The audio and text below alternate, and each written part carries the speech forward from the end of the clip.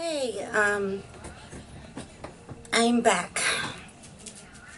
Now, I did an introduction, while I was doing my makeup and decided, I'd rather do it this way around because otherwise the video is made a little too long. Excuse me. I am back. I'm gonna start uploading videos now at the same pace that I was before because I noticed that some of you stopped watching. It had been a long time. So I guess I don't blame you. But here I just wanted to do a small introduction because it's a new setup. As you can see, it probably should look extra bright to all of you who have been watching my videos. You would notice there's a difference in the lighting. And so remember in my last introduction, well, for those of you who saw it, and that was the beginning of my little Halloween series videos, it was in the first one. And that's how I know I've been off of here too long, because you guys, many of you guys did not watch those videos. They never do that well anyways, but yeah, so that told me I've been off here for too long, and probably some of you have tuned out because I did. So I am back. I'm hoping you guys come back and join me again because it's going to get a little bit more fun and a little bit more exciting. Because as I just stated, I have a new setup. That renovations that I was talking about in that introduction video, my makeup area, or if I want to even call this little tiny studio, if you will, is complete. And it just got too hard for me to film my videos in the section of my house where I was filming them for obvious reasons. The lighting, and I was out there with a lot of commotion, and there was just not enough privacy. So I'm hoping that this will work out a lot better. Also, make a note of, you'll notice I'm also sitting very close to a window where there's sunlight, and that's the kind of light, if you can, and you have a window next to you anywhere in the house, that's where you want to really sit and apply your makeup, because you get a really good look at the way that you're going to look outside. Natural light is the best lighting for applying makeup. It also helps in my case that I actually have studio lights now, or I did not before. But for those of you who are just applying your makeup, you're not filming a video, try to get as close to a window as possible to take a good look at your skin, so that you get a good idea what types of foundation. And I'll do a video just on that, because I am noticing a lot that people are applying their foundation with incorrect colors or shades.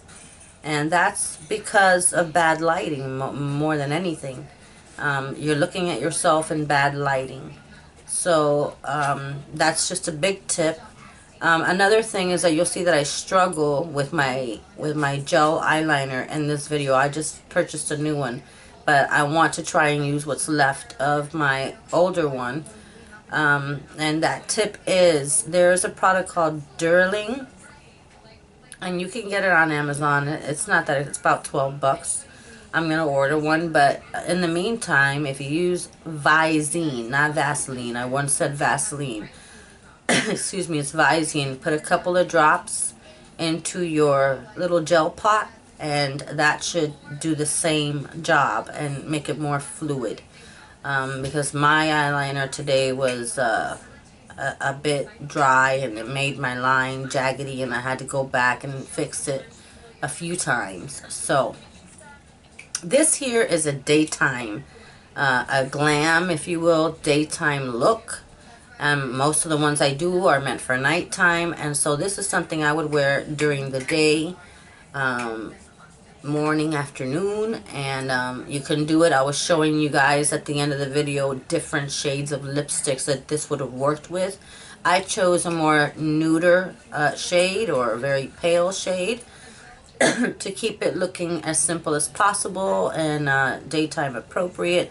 But for those of you who like to pull a little bit of a harder look, probably my younger viewers would, a good purpley red, or a really, really good hot pink, those types of colors would have worked the same, because the eye is not that harsh. The harshest part about this eye makeup for me is the eyeliner, and that's because I'm so pale and I have no lines. You can choose to rock this look with just a line on the top and just the shadows on the bottom, and put a flesh toned or white pencil in the bottom waterline, and it would work perfectly. It all really depends on your eye coloring and your eye shape. So I'll get into that a little further. So this little series I'm about to start doing is going to be on daytime appropriate looks, and what type of foundations and day colors and eyeliners and all of that stuff mixed in together, what to use so that you don't look too harsh during the day and your makeup is flawless. Also, I forgot when I was filming, off camera, I applied this Revlon, and this one here is their, I think it's Clear Rose shade, and it's the pinky toned one, and so I'm wearing that here, and that balances out all the pinkishness, and so I have almost kind of like matching makeup. The lip matches the top upper socket line colors. And that's why you could have chosen different lipsticks, because in the lower socket is the fuchsia or the cranberry shades. And you could have also chosen a brownish shade for lipstick, because in the actual outer V is the brownie shades. So that's sort of the theory with this daytime makeup that I like so much. And for myself is what I would wear. And so I will be doing different looks for daytime for you. And in the meantime, I certainly hope you enjoy this video, and I'll start posting more often and trying to send you guys personal alerts or notifications that I am posting them, so that those of you who are subscribed can tune in, and those of you who are not can come back.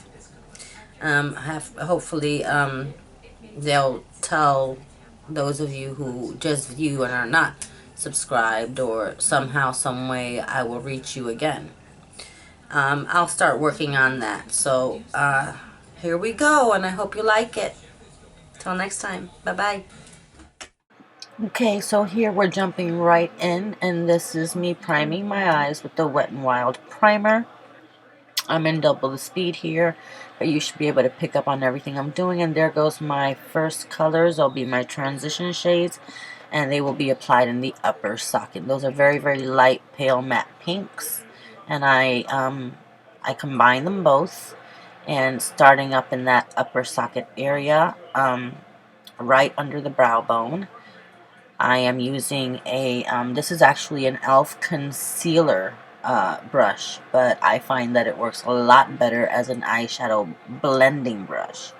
So, matter of fact, I'm going to pick me up another one of these because they're great, nice and soft, and they do a great job of blending in the seams, where I find I have to blend like triple what I'm doing here when I'm using smaller blending brushes. So a nice big fluffy brush will do the trick for you. Nice and soft one.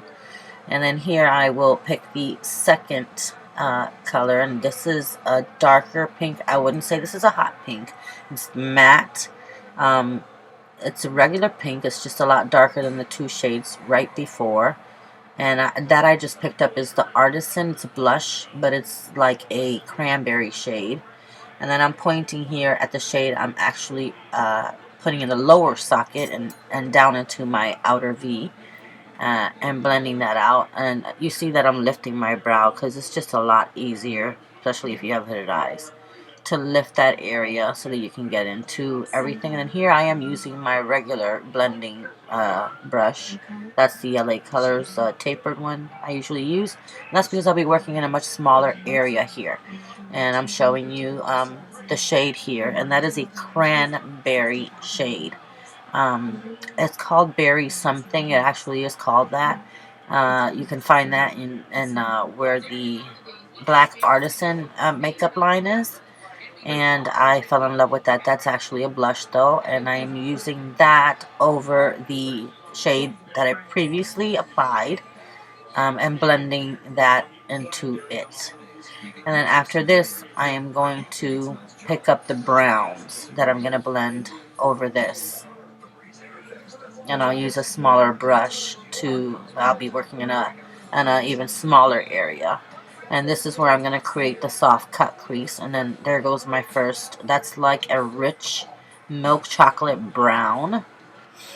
And then after that, I'm going to use a much deeper brown. It's the darkest in the palette. This is the Coastal Scents palette that I've introduced. I barely use them, but here I'll be using them some more. And I'm really going to be able to create, like, wow, literally hundreds, if not thousands, of makeup looks using these palettes. So I'll be using this one for a while yet. And that's the last. And that's the brown that I just described. It's the last one. It is the darkest in the palette. And then with a pencil brush, that's actually a shader brush. It's also by LA Colors. But I'm going to blend that in with a pencil brush by Elf. You see that every now and then I get hit by a gush of wind. I am literally sitting in front of a window in front of daylight. And this is what I was talking about in my introduction. It seriously helps for you to actually see in natural lighting what everyone else sees. And this is the natural light in which makeup should be applied. If you do not have this type of light, then very bright artificial light will suffice. This here is, this is close to a black. I don't want to call it a brown. It's like a charcoal color. And with my pencil brush, I used it to further define my cut crease. And like I said, this is a daytime look, so I tried to steer away from black. So this is more like a brownish, grayish type of color. It is very, very dark, and it's in the area where the blacks are. But I would not call this a black. It's more like a charcoaly type of color. And then that completes all of the shades I'll be using. So now I'm just blending everything in, giving it a nice, and again, I will remind you that each color that I apply, although you may not notice it in this video, is applied more than once. And what that does is it sandwiches the colors, gives it more longevity, and also more where it will show up on camera. So it gives it more of a the word that I'm looking for is, well, I guess it deepens the color. So I'll say it that way. And then I keep showing you that little, because I'm trying to emphasize that that is not an eyeshadow, it's a blush. And you can pick it up at CVS or Walgreens. And now I'm taking that shade, and I'm going to call it the cranberry shade. It's berry something. It does have the word berries in it. And it looks like cranberries to me. And I'm taking that under the eye with an angled pencil brush. And those brushes are the set that I usually use. It's escaping me at this moment. Echo Tools. And then under that, or to blend that cranberry shade in further and deeper, I'm going to take the brown, the chocolate, the deep chocolate brownie shade, right over that, right on the lashes, my lower lashes. And then I'm going to again take the cranberry shade with a regular e.l.f. pencil brush and blend it all in again. So it has a very nice smoky, very soft feel to it. Then going into the inner part of the eye and the lower lid, I am taking that it's not matte, it's slightly shimmery, but it's matte enough to stick in this area. This is a daytime look. I didn't want a lot of shimmer, so it's got a very, very slight amount of shimmer in it. It's an off-white, and I love the contrast of that color and the other colors together. Um, I felt blended very well, and now I'm putting it in the tear duct areas and right in the inner bottom part of the tear duct.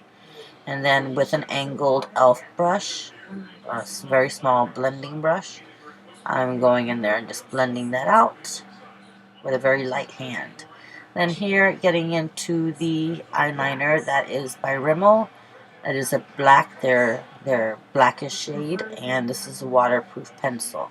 I'm going to take that into my waterline only 3/4 of the way, so as to not close off my eye. But as you can tell, I do not have tiny eyes. They're regular size. Because I have no coloring, you can't really tell until I actually have some type of makeup around them. And so I'm going to sort of like use this to map out what I want my Maybelline gel eyeliner to do. And like I said, it dried up on me. The tip is to grab some Visine or Duraling. You can get that on Amazon to soften up your gels so that they are more fluid. In my case today, I didn't have any. So I struggled a little bit, and there goes the brush I use. Those are the Royal set that I have, and they are mostly, I would say all of them are synthetic.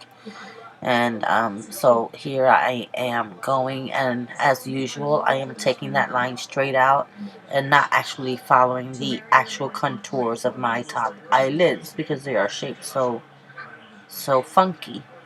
And so I take that straight out, and I just bring it out in a very small wing, small flick, nothing drastic, and then I take it straight down to the bottom lashes, right on between the waterline and the actual lower set of lashes.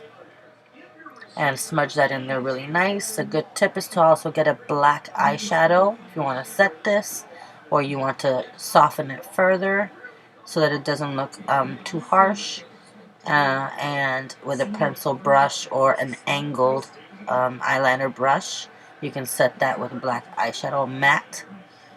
And here further straightening out the line, and had to go over this several times. Like I said, the gel eyeliner I had today was a bit dry. There goes the angled eyeliner brush I'm referring to. I'm softening that with black eyeshadow from the same, I didn't say before, the palette that I use with the white shadow is by NYX, and they're the Dreamcatcher palettes.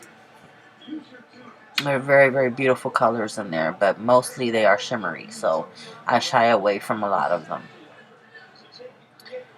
And on the bottom, I'm doing the same. I'm just trying to correct and perfect, because this is going to be a bold line. I'm not going to soften this out too much. I'm just going to even it out, is what I did with the black shadow. And I put a little bit of black shadow on this brush also to do the same.